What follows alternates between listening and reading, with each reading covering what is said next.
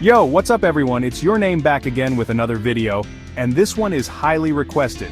We're diving deep into the world of AI and machine learning job interviews. Listen, landing a job in this field, it's like getting your hands on the latest tech.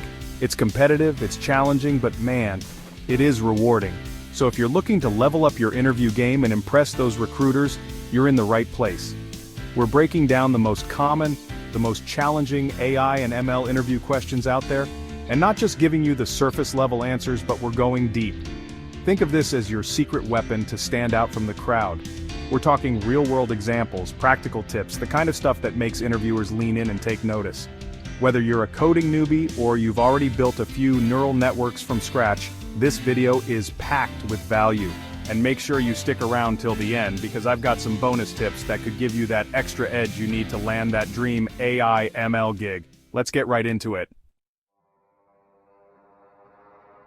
Alright, so first up, let's talk about the machine learning lifecycle. This is like the foundation, the blueprint for any ML project. Interviewers, they want to know you understand the big picture, not just how to code a model. So picture this. You get hit with the question, walk me through the end-to-end lifecycle of an ML model. How do you answer that? Well, you start by talking about the different stages. First, you've got data collection and processing. This is where you gather all the raw data, clean it up, get it ready for the model. Think of it like prepping ingredients before you cook. You wouldn't just throw everything in a pot without washing and chopping, right? Next up, model selection and training. This is where you choose the right algorithm for the job, whether it's linear regression, decision trees, or a fancy neural network. It's like picking the right tool from your toolkit. Then comes the training part, where you feed the model your data and it learns the patterns. Now once the model is trained, you gotta see how well it performs. That's where evaluation and optimization comes in. You use different metrics to measure accuracy, precision, recall, basically how good your model is at making predictions. And if it's not performing well, you go back, tweak the parameters, and try again. Once you're happy with the performance, it's time for deployment and monitoring. You put your model into the real world where it can start making predictions on new data. But the job's not done yet.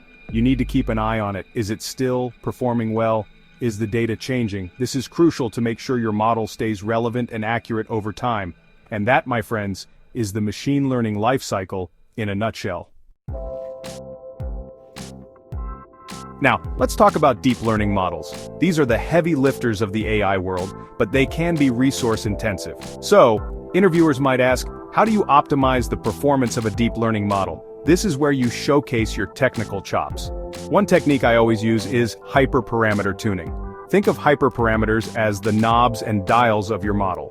You experiment with different values to find the sweet spot that gives you the best performance. It's like fine-tuning a race car to get the most speed and efficiency. Then there's regularization methods. These help prevent overfitting, which is when your model gets too good at predicting the training data but fails on new data.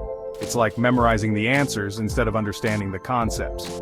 Regularization keeps the model from getting lazy. Now, deep learning models can be computationally expensive, so parallel computing and GPU acceleration are your best friends. This is like having multiple chefs working on a dish at the same time, instead of just one. GPUs are specifically designed for the parallel processing that deep learning requires, so they can significantly speed up training time. Another technique gaining popularity is model quantization and pruning. This is like compressing a large file without losing too much data. You reduce the size of the model, making it faster and more efficient to run, especially on devices with limited resources. These optimization techniques are key to building high-performing deep learning models that deliver results. Let's talk about transfer learning. Imagine you're building a house, but instead of starting from scratch, you get a pre-built structure and just customize it. That's transfer learning in a nutshell. You take a model that's already been trained on a massive dataset and fine-tune it for your specific task. It's like having a head start in a race. Interviewers love to ask about real-world applications, so be prepared with examples. I once worked on a project where we had to build a financial document classifier. Instead of training a model from scratch, we used ResNet, a pre-trained model for image classification. We just fine-tuned it on our financial documents and boom, we had a high-performing model in a fraction of the time. Another example is BERT, a powerful language model from Google. It's been trained on a massive text dataset and can understand the nuances of language. You can fine-tune BERT for tasks like sentiment analysis, question answering, and even chatbot development. Transfer learning is a game changer in AI because it saves you time, resources, and often leads to better performance. It's like having a superpower up your sleeve. Chapter 4. Imbalanced datasets, leveling the playing field. Now let's get real. In the real world, data is often messy and imbalanced. This means one class might have way more samples than another. Think of fraud detection, where fraudulent transactions are rare compared to legitimate ones. If you train a model on this imbalanced data, it might become biased towards the majority class and miss the crucial minority class. So, how do you handle this? Well, one technique is resampling.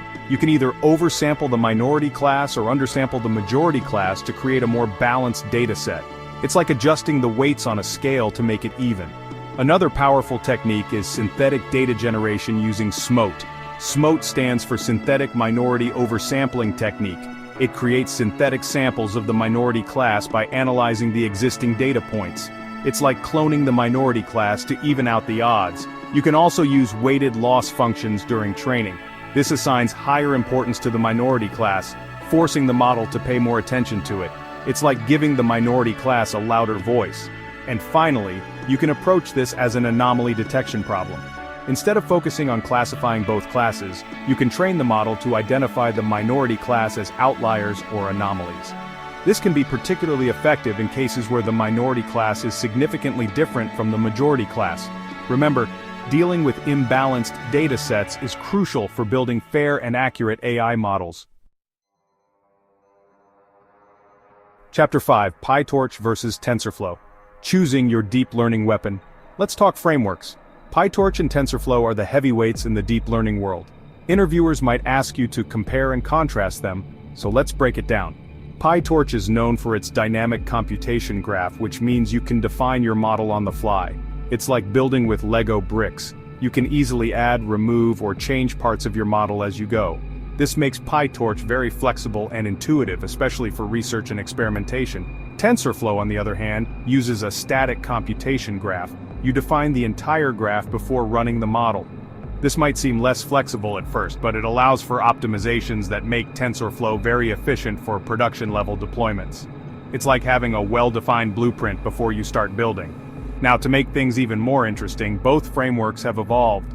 PyTorch Lightning is built on top of PyTorch and simplifies a lot of the boilerplate code, making your life as a developer much easier. It's like having a personal assistant for your deep learning projects. TensorFlow has Keras, a high-level API that makes it super easy to build and train models. It's very beginner-friendly, even if you're new to deep learning. So, which one should you choose? Well, it depends on your specific needs and preferences.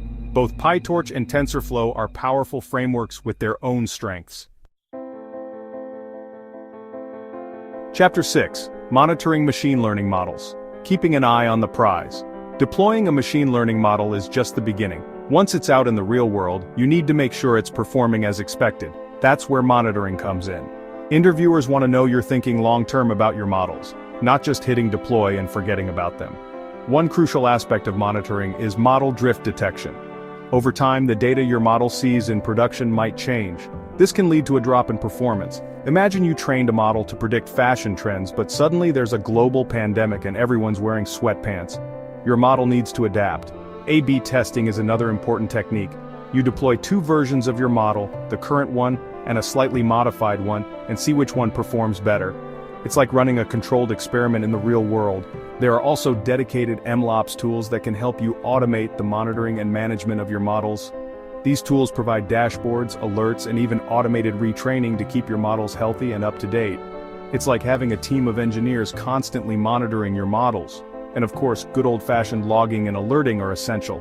You need to track key metrics and set up alerts so you're notified immediately if something goes wrong. Monitoring your models is like taking care of a plant. You need to water it, give it sunlight, and make sure it's not being eaten by bugs. Chapter 7. Deploying large language models, from theory to chatbot. Let's talk about large language models, or LLMs. These are the AI models that can generate human-quality text, translate languages, and even write different kinds of creative content. Deploying an LLM for a chatbot application is a hot topic in interviews, so let's break down the steps. First, you need to select the right model. There are tons of LLMs out there, each with its strengths and weaknesses. Some are better at generating creative text, while others excel at summarizing information. You need to choose the one that best fits your chatbot's purpose. Once you've chosen your model, you need to optimize performance. LLMs can be computationally expensive to run, so you might need to fine-tune them for your specific use case or use techniques like model compression to reduce their size and improve inference speed. Next, it's time for API deployment. Most LLM providers offer APIs that allow you to integrate the model into your chatbot application without having to manage the infrastructure yourself. It's like plugging in a pre-built component. To handle a large volume of requests, you might need to scale with cloud services. Cloud providers offer scalable infrastructure that can grow with your chatbot's user base. It's like having an army of servers ready to answer your users' questions. And finally, you need to enable continuous learning. Your chatbot should learn from user interactions and get better over time. This might involve retraining the model on new data or using techniques like reinforcement learning to fine-tune its responses. Deploying an LLM for a chatbot is a complex process, but by following these steps you can create a powerful and engaging conversational experience. So there you have it, guys, a breakdown of some of the most common, most challenging AI and ML interview questions out there.